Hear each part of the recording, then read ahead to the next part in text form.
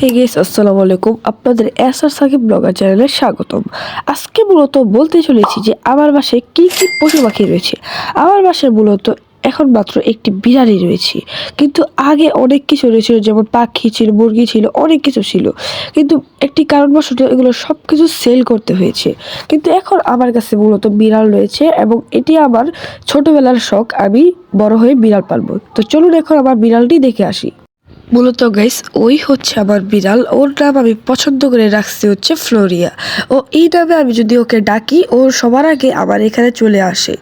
ও কিন্তু খুবই চঞ্চল প্রকৃতির। আপনাদের কাছে ওর নামটা কেমন লাগছে অবশ্যই জানাবেন, আর ওকে কেমন লাগছে এটা তো অবশ্যই কমেন্ট সেকশনে জানিয়ে যাবেন। ও বেশিরভাগ সময় আমার সাথে খেলে এবং ওর সাথেও আমি সবসময় সময় দিই। ও আমার সাথে সবসময় খেলতে পছন্দ করে। আপনারা কিছুক্ষণ পরেই দেখতে পারবেন ও আমার সাথে কেমন খেলে। ওর পছন্দের জায়গা হচ্ছে বাহিরের মধ্যে এটা। ও এই জায়গায় যখন রোদ আসে তখন এই জায়গায় বসে বসে রোদ ওর গায়ে লাগায়। ও এই জায়গায় খুবই মজা পায়, আর এই জায়গায় ওর বন্ধুর জন্য সে প্রায় অপেক্ষা করে। ওর একটি বন্ধু রয়েছে যার সাথে সে প্রতিদিন দেখা করে। সো গাইস দেখেন, সে আবার হঠাৎ করে আবার টেবিলের চেয়ারের নিচে আবার এসে বসে আছে। ও প্রায় সময় ওর যে জায়গায় পছন্দ সেই জায়গায় এসে বসে থাকে। ওর সাথে একটু পরে দেখতে পারবেন আমি কিভাবে খেলা করি, আর ও কিভাবে খেলা করে। এখন আমি এই দড়িটি সামনে পেলাম, এই দড়িটি নিয়ে ওর সাথে খেলবো।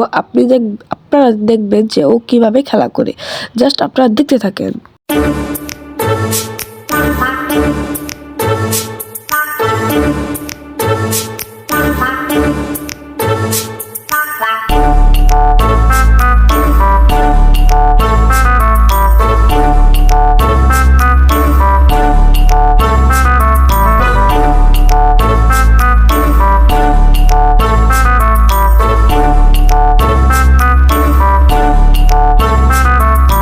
তো গাইস দেখতেই পারছেন ও আমার সাথে কিভাবে খেলে। এটা তো কিছুই না, আমার সাথে আরো অনেক খেলে। ও শুধু ভিডিওতে দেখাতে পারছি না ও কতটুকু খেলে। তো পুরো ভ্লগটা আপনারা এনজয় করতে থাকেন।